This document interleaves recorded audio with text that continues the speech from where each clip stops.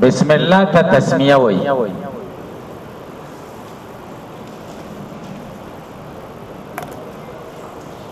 بسم الله ویون کی ته مبسمل وای.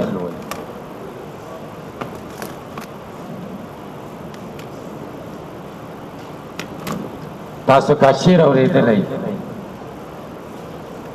لقد بسملت ليلى غداة لقيتها فيا حبذا من حبيب مبسملي. لقد بسملت ليلى غداة لقيتها فيا حبذا من حبيب مبسملي. مبسمل هغه چاته وای چې بسم الله وای. لا اله التحلیل وای. محلل هغه چاته وای چې لا اله وای. او تعوذ او حوقلا لا حول ولا قوة الا بالله. محوقل. بسم الله الرحمن الرحیم کی فرون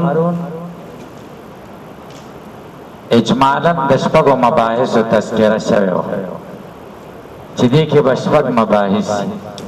اول بحث تحت لفظی ترجمه د بسم الله الرحمن الرحیم. دویم بحث صحیح ترکیب د بسم الله الرحمن الرحیم. دریم بحث تعین د قضیه په بسم الله الرحمن الرحیم چې کومه منطقي قضیه ده. څلورم بحث وجد وجود ایراد د تسمیه په ابتدا د کتاب. پنځم بحث جزئیت د تسمیه چې تسمیه جز د کتاب ده او کنه ده. دا د مصنف کلام ده او کنه ده. او شپږم بحث حل د الفاظ مفرده او د تسمیه. دا شپږ مباحث دي. اول بحث تحت لفظی ترجمه د بسم الله الرحمن الرحیم. صحیح تحت لفظی ترجمه د بسم الله الرحمن الرحیم دا سره خاص په مدد د نوم د الله رحمان او رحیم ز شروع کوم. دا صحیح ترجمه ده. حالا چې جمله فعلیه جوړه او که جمله اسمیه جوړه کی نو صحیح ترجمه بیا داسې ده. زما ابتدا ثابت ده په مدد د نوم د الله رحمان او رحیم. جمله اسمیه دی جوړه. صحیح شو. یا بسم الله الرحمن الرحیم اشرعو یا ابتدائی ثابتن بسم الله الرحمن الرحیم. چې بسم الله الرحمن الرحیم اشرعو شي نو بیا به معنا داسې شي خاص په مدد د نوم د الله رحمان او رحیم ز شروع کوم. او چې ابتدائی ثابتن بسم الله الرحمن الرحیم شي بیا به معنا داسې شي چې زما ابتدا ثابت ده په مدد د نوم د الله رحمان او رحیم. صحیح شو. اوس تاسو به ترجمه اوریدلې خلک کوئی شروع کوم په نوم د خدای چې بخښونکی مهربان. غلطه ده. شروع کوم ولې غلطه ده؟ ځکه تاسو په ابتدا د کتابونو کې درته ملایانو ویلي دي چې کله بسم الله الرحمن الرحیم ووایي درته وایي چې بسم الله الرحمن الرحیم یو معمول دی او دې کې به اوس درې خبرې ګوري. عامل ورته پکار دی. عامل کې به درې تعینه کې عامل به پیلي کې اسم وایي. نو بیا تاسو ته څه وایي چې څه ښه دی؟ فعل ښه دی. ولې؟ اصل دی په عمل.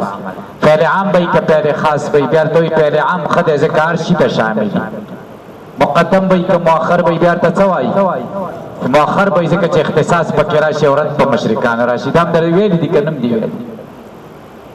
بسم الله الرحمن الرحیم اشرعو شکه چې اشرعو دې راویسته نو عامل دې پیل راویسته یو ترجیح دې وکړه. بیا پیل عام دې راویسته پیل خاص نه دی.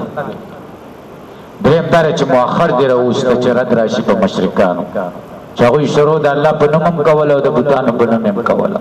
تخصیص تقدیم د ما حقه التاخیر مفید د حصر او اختصاصي دا قصې درته وکړي بیا چې باندې تحت لفظي ترجمې ته راشي نو بیا وایي شروع کوم په نوم د خدای چې بخښونکی مهربان.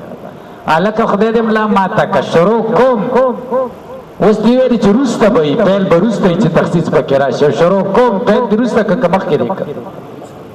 تاسې په دې غلطۍ پوه شئ د دې ملایانو. په شروع کوم په نوم د خدای چې بخښونکی مهربان دی. تا خو اشرعو مقدم کړه تاسې پوه شئ نه مونږ په دې ترجمه چې کومه مونږ وکړه درې قیدونه دي پکې درې خبرې پکې زیات دي یو دا دی خاص دویم په مدد د نوم د الله رحمان او رحیم زه شروع کوم دریم زه شروع کوم دا خاص موږ د کم ځای نه راویسته بسم الله الرحمن الرحیم معمول دی د اشرعونه مقدم کنو تخصیص پکې راغی مدد موږ د کم ځای نه راویسته د بانا بعد استعانت دپاره د اهل سنت والجماعت په نس او زه شروع کوم دا وروسته که دا د کم ځای نه راویسته دا د اشرعو مؤخر نه راویسته دا ترجمه ټیک شوه او شروع کوم په نوم د خدای چې بخونکی مهربان دی نو دا غلطه خبره ده ټیک شوه یو دیمه غلطي د ملایانو نه کېږي دقه شان ترجمه وکړي خاص په مدد د نوم د الله چې رحمان او رحیم دی زه شروع کوم دا هم غلطه ده ولی ځکه بسم الله الرحمن الرحیم دا معمول دی واشرعو ورته عامل دی یا ابتدائی مبتدا د بسم الله الرحمن الرحیم په اعتبار د متعلق سره خبر دی یو جمله شو که دوه شوي یا جمله اسمیه ده یا جمله فعلیه ده نو چې اسمیه شي مسند الیه او مسند او نسبتی نسبتونه پکې څه وي یو او چې جمله فعلیه شي فعل او فاعل او نسبتی نو یو نسبتی پکې په دوه جمله کې څو نسبت پکاري یو نسبت او چې دا سوای چې خاص په مدد د نوم د الله چې رحمان او رحیم دی زه شروع کوم نو څو نسبتونه دې پکې راوستي دوه یو دا چې رحمان او رحیم دی او دیم دا زه شروع کوم دا هم غلطه ده تاسې په دې غلطۍ پوه شئ که نه شئ تاسې پرې پوهېږئ که نه پوهېږئ ملایانو سره بحث چې کوئ لرې مه ځئ تاسې اخ ولاړ شوئ بس نورې پرېږده په بسم الله به خبرې کوو بسم الله باندې ته نه پوهېږې ورته ته په بسم الله نه پوهېږې هغه ته به غوسه ورشي څنګه په بسم الله نه پوهېږې زه ترجمه یې راته وکړه دا ترجمه نشي کولی او که وي کې بیا به دې دلیل تپوس کوې چې دا دې د کوم ځای نه وکړه دا دلیل درته نشي ویل او که صحیح موکي نو دا رحمان او رحیم دی به پکې خامخا وایي دوه نسبتونه به پکې خامخا راولي په دې ډېر لږ خلک خبر دي نو صحیح ترجمه یې دا شوه دیم بحث زمان دا ترکیب بسم الله الرحمن الرحیم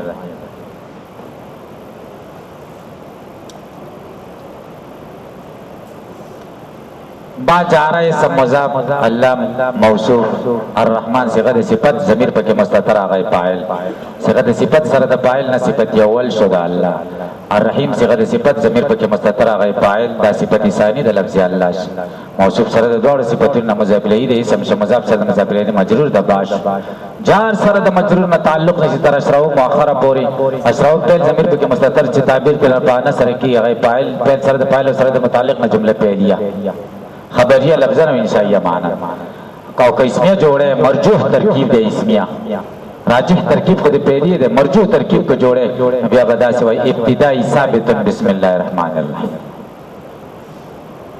ابتدائی مضاف مضاف الیہ با مبتداش او ثابتن بسم اللہ الرحمن الرحیم دا بے خبر چی بسم اللہ الرحمن الرحیم با متعلق شی تر ثابتن پوری ثابتن سے قد اسم فاعل سر دا فاعل سر دا متعلق مشبه جملہ دا بخبر شی دے ابتدائی دا بارم تراسا خبر نہ جملہ اسم خبر یہ په ترکیب پوه شئ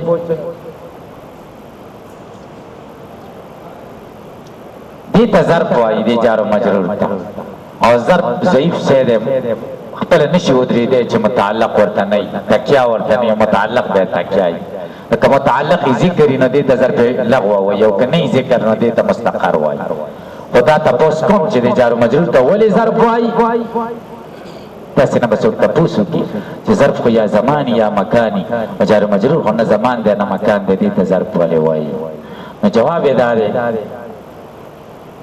چې دې ته توسعا او مجازا ظرف وایي څنګه لکه صدور او وقوع د فعل په وقوع په صدور کې چاته محتاج دی زمان او مکان ته محتاج دی د زمان او د مکان نه بغیر نشي کېدی همدارنګه د متعلق نه هم بغیر نشي کېدی لکه زمان او مکان چې د فعل سره نښتی دی همدغه شان متعلق هم د فعل سره نښتی دی څنګه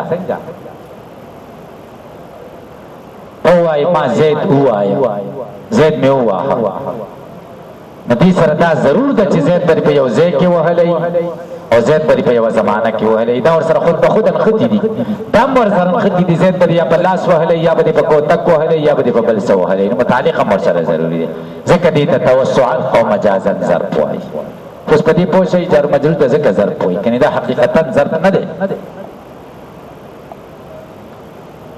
دیم دې ترکیب کې موږ یوه نوې خبره وکړه هغه دا چې تاسې داسې اورېدلي چې الله موصوف او رحمان صفت اول الرحیم صفت ثاني دا خبره صحیح نه ده الرحمن صيغه د صفت ضمیر پکې مستتر هغه فاعل الرحیم صيغه د صفت ضمیر پکې مستتر هغه فاعل دا به وایي دا به ولې وایي ځکه الرحمن او رحیم صيغې د مبالغې دي او یا صفت مشبه دي او صفت شو یا مبالغه شو شبه فعل شو کنه او شبه فعل تاسو ویل دي چې عمل او عمل فعله خپل فعل عمل کوي ته فعل لازمي نو دا صرف فاعل طرف ورکی او متعدی مفعول ته نسب هم ورکی چې عمل او عمل فعلی نو فعل خو بغیر د فاعل نه متصور نه دی صفت هم بغیر د فاعل نه متصور نه دی فاعل به ورسره ذکر کې کړ دیم دا دی چې دا صفت چې نو صفت حدث دی او قیام د حدث ته محدث نه بغیري ضرب د ضارب نه بغیر راتلی شي عقل د عقل نه بغیر راتلی شي شرب د شارب نه بغیر راتلی شي نشي راتلی کړ دې وجې نه موږ وایو چې الرحمن صيغه د صفت شبه فعل یعمل عمل فعلی ضمیر پکې مستتر هغه فاعل نو ترکیب به داسې کوو تاسې په دې خبرو پوهېږئ که نه پوهېږئ تاسې پوه شئ دا دویمه خبره او دویم بحث زمونږ ترکیب د بسم الله الرحمن الرحیم دریم بحث تعین د قضیه بسم الله الرحمن الرحیم تصور دی او که تصدیق دی د منطقیانو تاسو ویلي چې دا دغه ده دا څه ده دا جمله ده او جمله قضیه ځکه قضیه څه ته وایي ما يحتمل الصدق والكذب او چې کوم ځای کې نسبت دي نو هلته به صدق او کذبي کړه یا به صادقه او یا به کاذبه او بسم الله الرحمن الرحیم یا قضیه شو صحیح شو نو چې قضیه شو نو چې جمله اسمیه شي ابتدایی به مبتدا شي ثابتا بسم الله الرحمن الرحیم به خبر شي او مبتدا موضوعی ابتدایی به موضوع شي ثابتا بسم الله الرحمن الرحیم به دا به محمول شي صحیح شو موضوع محمول پکې رااله نو اوس د موضوع په اعتبار سره قضیه په 5 قسمه ده قضیه په 100 قسمه ده منطقانو قضیه په 5 قسمه ده ځکه موضوع د خدا فائدہ ولیکي موضوع د قضیه به خالی نه یا به شخص معین وی او یا به شخص معین نه وی که موضوع شخص معین نو دا قضیه شخصیه شو لکه زید کاتب که موضوع شخص معین نه وی نو یا به خالی نه یا به حکم په طبیعت شوی وی یا به حکم په افراد شوی که حکم په طبیعت شوی نو بیا به خالی نه یا به حکم په طبیعت شوی په مرتبه د مطلق الشی کې یعنی په مطلق طبیعت یا به حکم په طبیعت شوی په مرتبه د شی مطلق کې طبیعت مطلقه که حکم په طبیعت شوی په مرتبه د مطلق الشی کې دته محمله قدمایه وایي د متقدمینو په نسبت محمله او که حکم په طبیعت مطلقه شوی په مرتبه د شی مطلق کې نو دته تبعیه وایي څه ورته وایي تبعیه ورته وایي که حکم په افراد شوی بیا به خالی نه یا به کمیت د افراد پکې معلومي کلن او جزءا یا به نه معلوم کمیت د افراد پکې کلن او جزءا نو معلوم نو دته محمله عند المتاخرین وایي صحیح شو او که کمیت د افراد پکې کلن او جزءا معلوم شوی دي ته محصوره وایي او محصورات بیا څلور دي موجبه کلی او موجبه جزئی او سالبه کلی او سالبه جزئی د قضیه په غټه کې دا 15 قسمونه دي ذیلی اقسام ډیر دي خو دا 15 قسمونه غټ شخصیه تبعیه محمله قدمایه محمله عند المتاخرین او محصوره خبرې تم خیال شریف راغی کړه د قضیه څو قسمونه شو 15 دا هم ذکر ان شاء الله وجه د حصر باندې پوه شئ موضوع د قضیه به خالی نه یا به شخص معین وی یا به شخص معین نه وی که موضوع شخص معین نو دا قضیه شخصیه شو پوه شئ که موضوع شخص معین نو نو بیا به خالی نه یا به حکم په طبیعت شوی یا به حکم په افراد شوی که حکم په طبیعت شوی نو یا به په مرتبه د مطلق الشی کی یا به په مرتبه د شی مطلق کی که په مرتبه د مطلق الشی کی نو دا محمله قدمایه شو او که په مرتبه د شی مطلق کی نو دا تبعیه شو او که حکم په افراد شوی یا به خالی نه یا به کمیت افراد کلن او جزء معلومی یا به نه معلوم که معلوم نو نو دې ته محمله عند المتاخرین وای که معلوم و دې ته محصوره وای تاسو به خبر پوهیږئ کنه پوهیږئ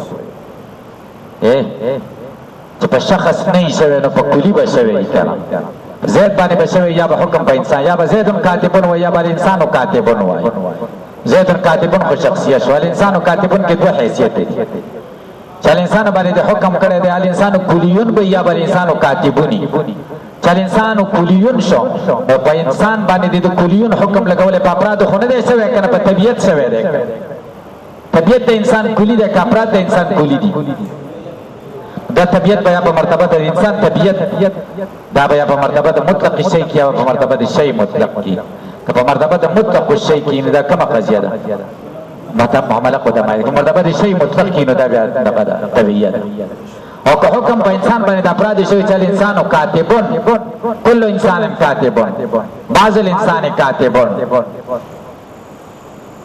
لا شی من الانسان کاتبون بعض الانسان ليس بکاتب حکم په بعض باندې شوی په افراد باندې دا بیا څه ده دا محصوره شو تاسو پوه شئ او که کل او جزء پکې نه معلوم الانسان کاتبون دا بیا محمله عند المتاخرین شو حکم په افراد شوی اوس خو په پوه شئ کته نه شوی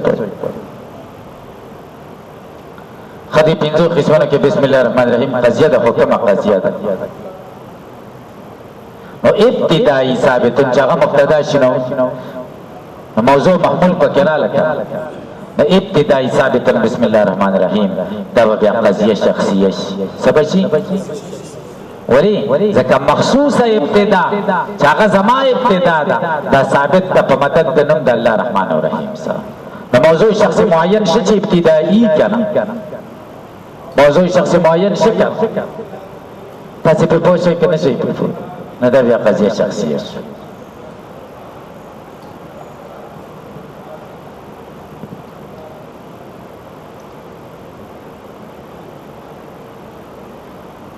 په دې خبره ورسېدای دا سیم بحث زمونږ دریم بحث زمونږ څلورم بحث زمونږ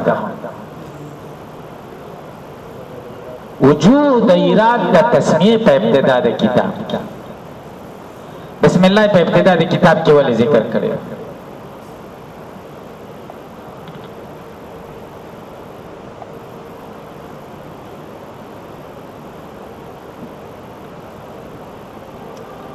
تاسو پوهیږئ د پنځو وجو نه بسم الله په ابتدا د کتاب کې ذکر کړی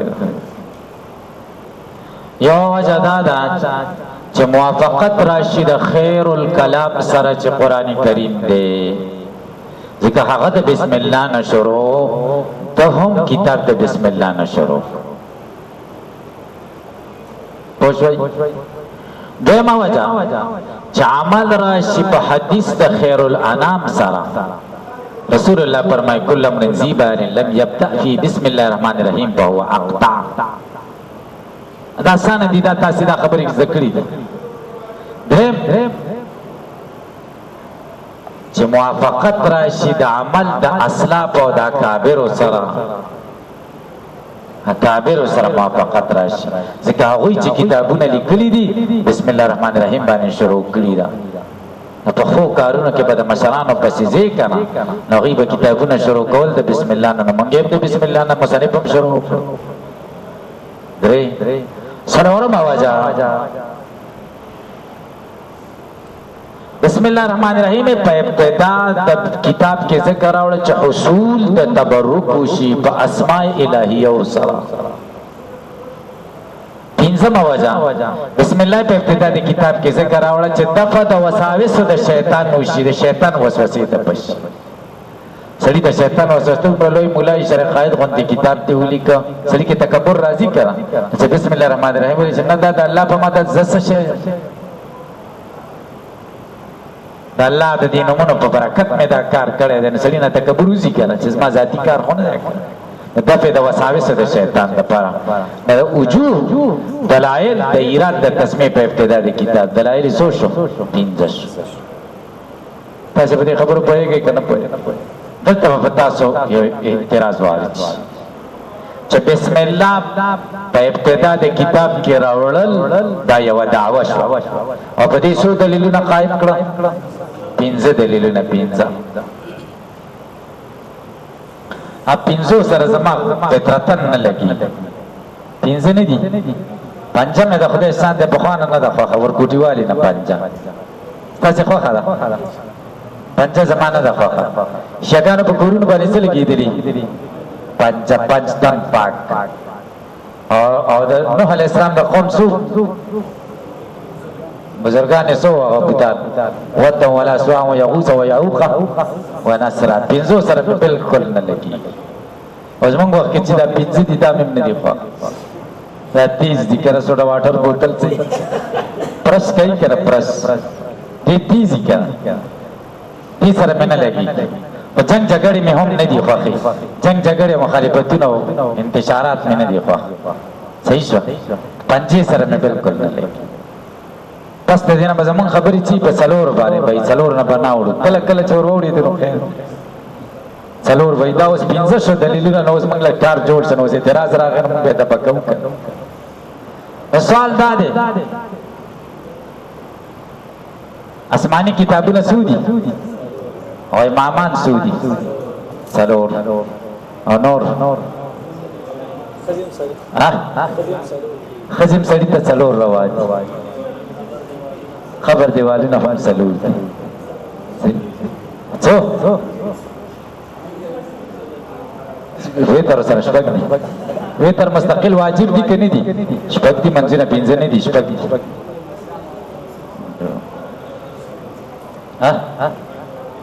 غټې پرشتې څلور دي. څلور ښه دي.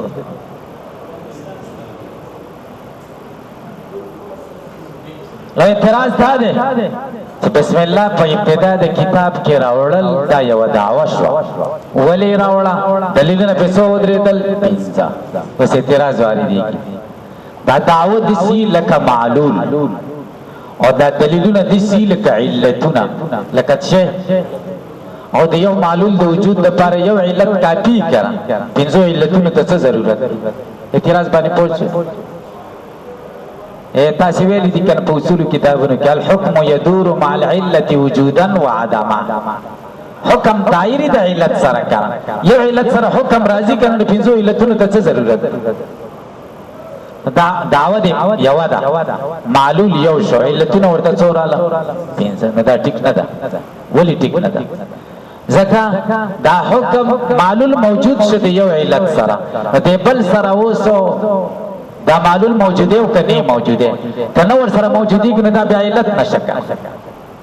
او که موجوده ور سره نو تحصیل د حاصل راځي دی علت سره معلول پیدا شوی نو په دې سره پیدا کړي. اوس په سوال باندې پوښتنه دعوه داسې د لکه معلول دلیلونه داسې دي لکه علت د وجود د معلول د پاره یو علت کافي دی. نو 15 علل ضروری نه دي، ناجائز دي. ولذلك دی اول معلول سره اول علت سره یا معلول موجود شوی وي یا به نه موجود شوی. که موجود شوی وي دویم علت تر اول نه دویم علت سره اوس معلول موجودیږي یا به نه موجودیږي. کنه موجودیږي نو دا دویم علت نشو. او که موجودیږي نو تحصیل د حاصل راغی معلول خو مخکې موجود شوی دی بیا په څه موجود دی؟ سوال باندې پوښتنه تاسو به جواب وکړئ. دو جواب به وکړئ. یو جواب به دا وکړئ چې دا تا کومه خبره وکړه په معلول او په علتونو کې دا خبره په علل عقلیه وکړي. دا علل په دوه قسمه دي، یو علل عقلیه دي او یو علل شرعیه دي. صحیح شو؟ د معلول وجود د علت سره ضروری دی، خو د کم علت سره؟ د علل عقلی سره. صحیح شو؟ توارد د علل په یو معلول باندې نه دی جایز. د کوم علل؟ د علل عقلیه. ځکه د علل عقلیه سره ارزه کې د هر علت سره معلول نو بیا به معلول مختلفو ځایونو کې راشي. صحیح شو؟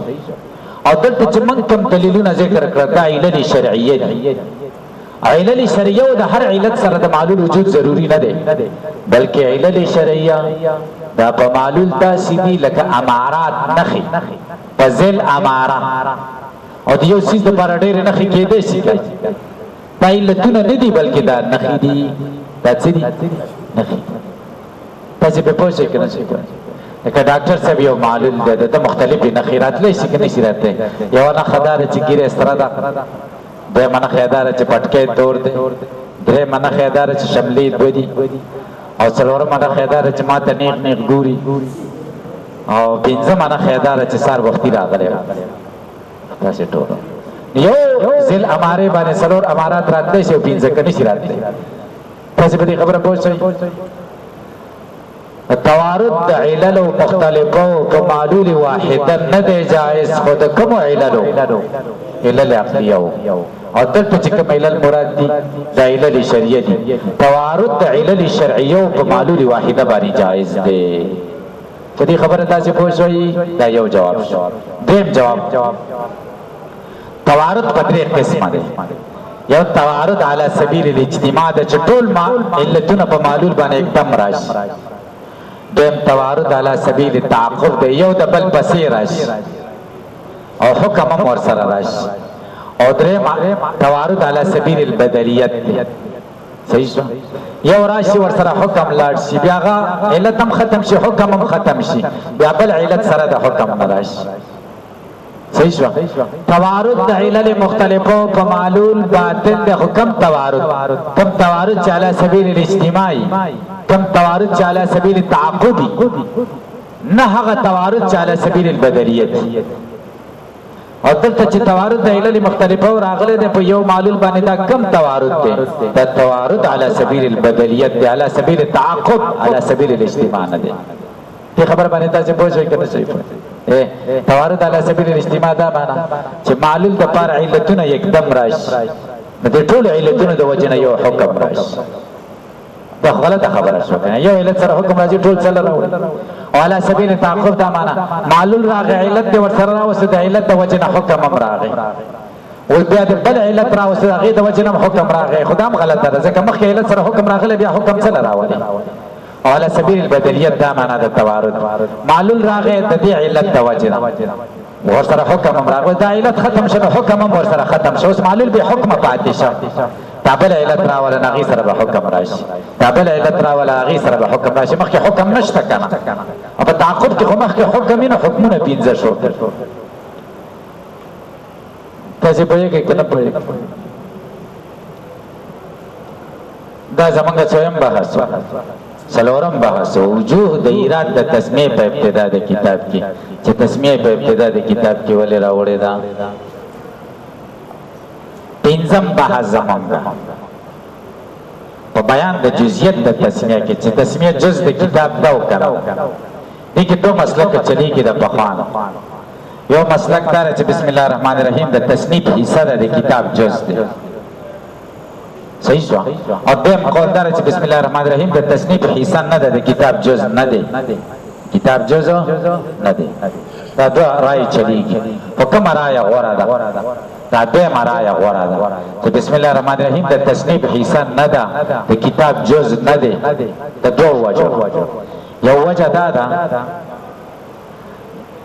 چې بس دا بسم الله الرحمن الرحیم د قران والا بسم الله ده دلته سر د برکت لپاره ذکر کړی دا مصنف کلام نه دی دو دلیل دي یو دلیل دا چې بسم الله نه لاندې کرخه کس کړی ده دې ته اشاره کوي چې کرخه نه خو ازما عبارت دی دا د خدای پاک د قران بسم الله ده که چېرې دا تصنیف حصہ نه دې کرخه کې به نه ذکر کړی عام طور خدا سي کوي کنه کوي مصنف یو دین دلیل پیدا ده تاسو کتابونه وګورئ هر مولا چې کتاب لیکلی دی نو خطبه بدله کړې ده د قرآن والا الحمدلله خو یو مولا په کتاب کې نه دی لیکلی بسم الله ټول هر مولا د قرآن والا لیکلی ده بسم الله کې یو مولا تغییر نه دی راوستی چې بسم الله العزیز الغفار او بسم الله الملک القهار ډېره معلومه شوه چې بسم الله جز د کتاب نه ده بلکې برکت لپاره د قرآن بسم الله ذکر شوی دا د مصنف تصنیف کې شامله نه ده او الحمد لوليه الحمد لله المتوحد بجلال ذاتی دا د مصنف خپل عبارت دی نو دا په اتفاق سره جز د کتاب دی تحمید الحمد لله جمله حمدیه او بسم الله جز د کتاب نه ده. دو پی دلیلونه دي. زما په خیال دا خبره ښه ده چې بسم الله جز د کتاب نه ده او الحمدلله جز د کتاب ده. تاسې پرې پوه شئ. شپږم بحث زمونږ ده حل د الفاظ مفرده او د تسمیې. دې کې به سبا بحث کوو. بسم الله الرحمن الرحیم کې 15 کلمات دي. با د اسم دی، لفظ الله دی او رحمان الرحیم دی. دې کې به سبا بحث کوو ان شاء الله العزیز. درود شریف ووایئ.